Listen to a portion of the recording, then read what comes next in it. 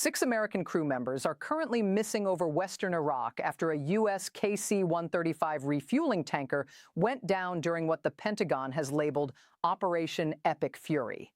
Simultaneously, Iranian drones struck a French military base near an airport in northern Iraq, injuring 6 French soldiers. While American families anxiously await news about their loved ones, Donald Trump is busy posting on social media, demanding that the Federal Reserve cut interest rates.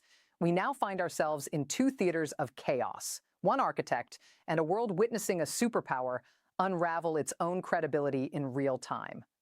This situation has escalated beyond a regional skirmish.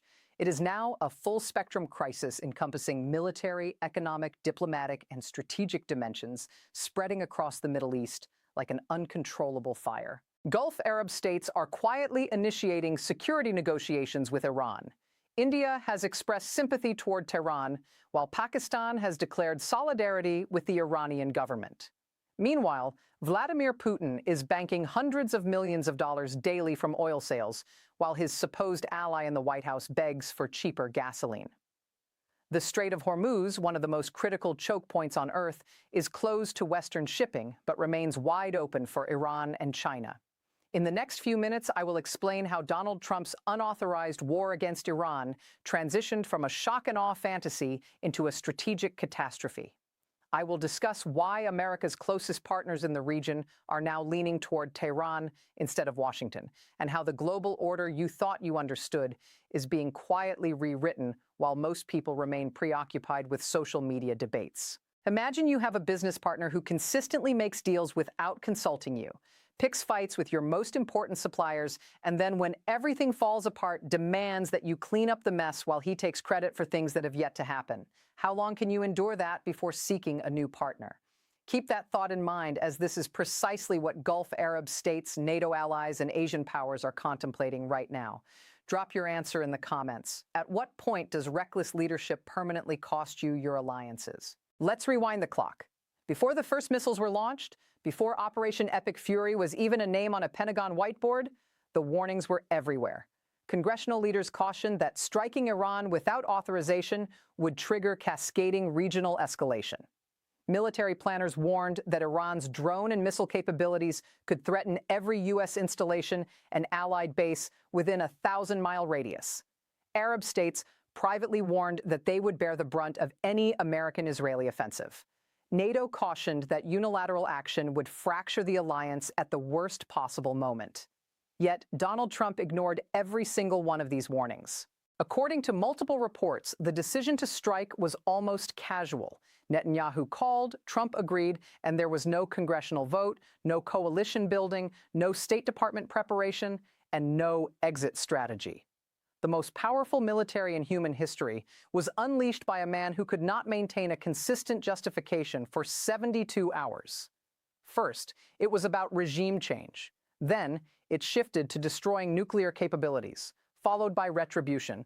And finally, it was framed as preemptive self-defense. 4 different wars in 3 days. As Congressman Jimmy Gomez pointed out, if you do not have a clear mission, how do you know your strategy and tactics will achieve the goal? And if you are lying to the American public, how will you ever rally them to support a conflict that is actually necessary in the future? Now let me show you where we stand. Receipt number 1, the Gulf realignment. Reuters is now reporting what many analysts feared. The Gulf Arab states are paying the price for America's war against Iran. But the real headline is not just about the price, it's about the pivot. According to multiple sources, Saudi Arabia, the UAE, Kuwait, and other Gulf nations are engaged in serious discussions about new regional security arrangements, not with the United States, but with Iran. These nations invested billions in Trump properties, funneled money through business deals, and participated in Trump's so-called Board of Peace initiative, all under the assumption that Washington would be their shield. Instead, Iranian drones and missiles have struck oil depots in Bahrain, the UAE, and Kuwait. Civilian apartment buildings have been hit, and commercial centers have been targeted. What did Washington offer in response? Treasury Secretary Scott Bessent appeared on television and admitted that America does not have the capabilities to protect shipping in the Strait of Hormuz alone. He called for an international coalition. The same administration that promised America first, America alone was now admitting it could not act independently. The Gulf states heard that admission loud and clear and reached the obvious conclusion. Washington was not offering protection. It was offering a liability. The silence from traditional American partners was deafening. Receipt number 2, the international sympathy pivot. While White House Press Secretary Caroline Leavitt was demanding that ABC retract a story about Iranian threats to the American homeland, calling it absolutely false and insisting that no such threat from Iran ever existed, the rest of the world was moving in a very different direction. India's Prime Minister Modi released a statement confirming he had spoken directly with Iranian President Pezeshkian, expressing what he termed deep concern over the escalation of tensions and the loss of civilian lives. He called for dialogue and diplomacy, not exactly the language of a nation lining up behind Washington. Pakistan declared solidarity with Iran, and China, which notably still has access to the Strait of Hormuz while it remains closed to Western shipping, has positioned itself as Tehran's indispensable economic partner. Iran's Supreme National Security Council Secretary Ali Larijani issued a direct public challenge to Trump, stating that starting a war is easy, but it cannot be won with a few tweets. We will not relent. The pattern is unmistakable. Nations that Washington expected to support, or at the very least remain silent, are actively sympathizing with Tehran. Not because they admire Iran's government, but because Trump's recklessness has made Iran appear to be the rational actor by comparison. This is not just a talking point. It is a diplomatic catastrophe of historic proportions. Receipt number 3, the credibility collapse. This is where the architecture of American power is fracturing in real time. Caroline Leavitt's denial that Iran ever posed a threat to the U.S. homeland was not merely a press statement. It was an inadvertent confession. The entire pretext for this war rested on the claim that Iran posed an imminent danger. Yet Trump's own intelligence assessments reportedly indicated that Iranian ballistic missiles would not be capable of reaching the United States until 2035, and that Iran was not actively pursuing nuclear weapons. Thus, the White House is now simultaneously arguing that the war was necessary due to a dire Iranian threat, while also asserting that no Iranian threat to the homeland has ever existed. You cannot sustain both positions, and the entire world has taken notice. As Congressman Gomez remarked, you cannot build a coalition of the willing when everybody thinks you are lying about what you are trying to achieve. You cannot BS your way out of a war.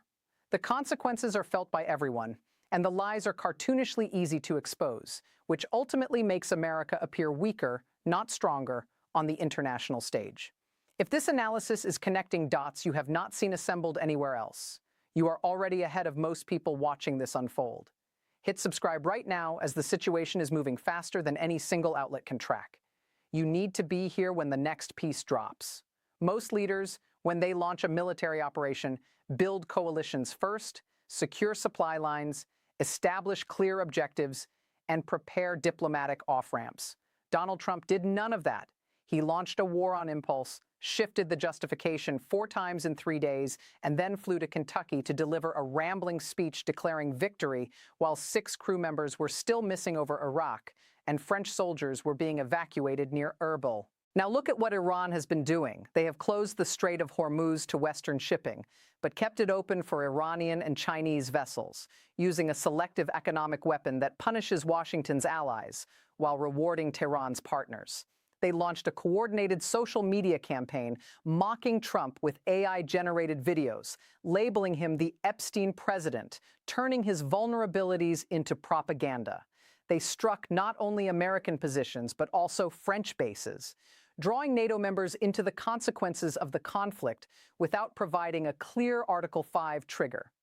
They have positioned themselves diplomatically so that India, Pakistan, and China are all expressing sympathy or solidarity.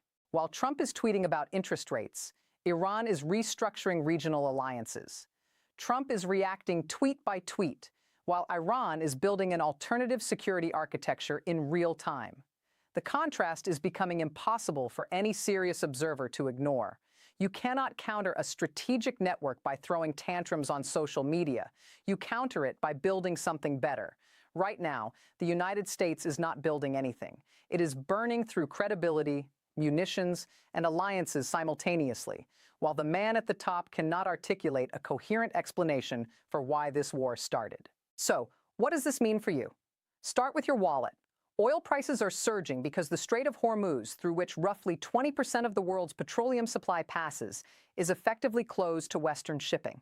Gas prices are rising and will not come down while this conflict continues. Trump is demanding that the Federal Reserve cut interest rates, but inflation is accelerating. Cutting rates into surging inflation would be like pouring gasoline on an economic fire. Your groceries, your rent, your mortgage, your commute, everything is becoming more expensive because of a war launched without a plan by a man who cannot explain why he initiated it. Now zoom out further. Defense systems are being depleted. Ballistic missile interceptors that were stockpiled for contingencies involving Taiwan, the Korean Peninsula, and Eastern Europe are being fired over Iraqi airspace at Iranian drones. Every interceptor expended in this theater is one less available elsewhere. The strategic reserves of the most powerful military on Earth are being consumed in a conflict that was entirely avoidable. When Gulf states restructure their security arrangements around Iran instead of the United States, those partnerships, defense contracts, and economic relationships do not simply revert back to the way they were. Once a nation realigns its security architecture around a new partner, that new alignment becomes the baseline. The jobs, contracts, and influence follow the new routes and do not return. Where does this lead from here? There are three realistic paths forward. Scenario 1, managed de-escalation. Behind the scenes, business leaders, military commanders, and whatever remains of the diplomatic apparatus convince Trump that this war is politically unsustainable. Gas prices are destroying his approval ratings and markets are cratering. A face-saving arrangement is brokered through back channels, perhaps via India or China. Trump declares total victory regardless of the reality. However, even in this best-case scenario, the structural damage is permanent. Gulf states have already begun their security pivot, and European allies have internalized that America cannot secure the Strait of Hormuz alone. The credibility gap does not close with a handshake and a photo opportunity. Scenario 2, the domino realignment. Other middle powers observe the Gulf pivot and replicate the strategy. Asian nations accelerate their independent security measures, and European defense integration moves from discussion to deployment. A new gravitational center forms that does not revolve around Washington. The United States remains the largest military power on Earth, but it is no longer the unquestioned hub. It becomes one option among several. And in geopolitics, once you become optional, you never return to being essential under the same terms. Scenario 3. The escalation spiral. This is the scenario nobody wants to name out loud, but it must be considered. Iran escalates further, targeting additional allied installations, activating proxy networks, and expanding the conflict. Trump, cornered by political pressure and his own ego, escalates in response. Tactical strikes evolve into strategic bombardments, and regional war becomes something textbooks will require new chapters to address. Alliances fracture under the pressure of forced choices, and trade routes restructure in ways that take a decade to untangle. Every military planner in the Pentagon has this scenario in a classified folder. The only question is whether the man in the Oval Office possesses the discipline and judgment to keep it there. Here's what needs to be understood. Regardless of which scenario unfolds, the old architecture is not coming back. The relationship between the United States and its Gulf partners will never be what it once was. The assumption that Washington can unilaterally project power anywhere on the planet without consequence has been shattered, not by an enemy, but by a president who launched a war without preparation, authorization, or a coherent explanation for why it was happening. Even if Trump were to leave office tomorrow, the lesson has been absorbed by every capital on Earth. You never place all your strategic reliance in one basket. You diversify, hedge, and build alternatives. Once those alternatives exist, they do not vanish when political winds shift. They become the new normal. Trump did not initiate this war to reshape the global order. He launched it because he could not refuse a phone call. But the reshaping is happening nonetheless, and the irony is striking. The man who promised America first has engineered a world where America is increasingly optional. Iran did not dismantle American credibility. Donald Trump did that himself. Iran simply ensured that the entire world was watching when it happened. So tell me, did this war reveal the limits of American power, or did it create them? Is the Gulf pivot toward Iran a temporary hedge or a permanent realignment? And when the history of this era is written, will it conclude that one man's impulsiveness cost a superpower its place at the center of the world? Drop your answers in the comments. I read every single one. Subscribe, because the next chapter, the Strait of Hormuz standoff, the Gulf Security Summit, the Federal Reserve decision, the congressional authorization battle, is coming fast. This story is not slowing down. Do not look away. This content is for commentary and analysis purposes only. It does not constitute financial, legal, or geopolitical advice. Consult qualified professionals before making any decisions based on the material presented.